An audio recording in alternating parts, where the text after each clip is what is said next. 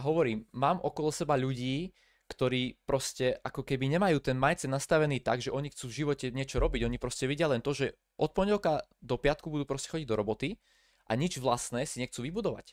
To isté môj kamarát, ktorého proste berem ako vlastného brata, hej, brother from another mother, ak sa hovorí.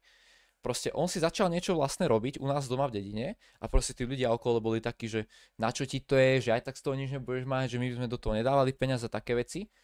On proste srál na tie reči, pokračoval a tí ľudia už začali proste vnímať postupom času, že proste aha, že on to nevzdal, že proste asi to ten význam má.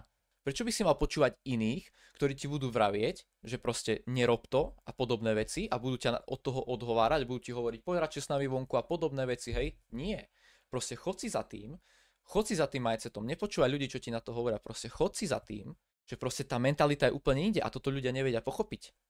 A proste budú ťa furt to odhovárať, len preto asi, čo si ja myslím, že ti proste závidia, že proste ty máš takéto plány a oni tak nastavení v živote nie sú a možno ani nikdy nebudú pravdepodobne, tak ťa budú proste od toho odhovárať, že radšej poď s nami vonku. Alebo poď proste, hej, toto vykašli sa na to, aj tak to je ni pre teba, hej, proste sa tam iba strapňuješ, hej, keď to robíš. Nie, takých ja absolútne nepočúvam, to ide, že jedným uchom do druhým von a proste idem si za tým, čo chcem a idem si za tým. A proste za tým pôjdem a stále si pojem za tým a proste furt si pojem za tým.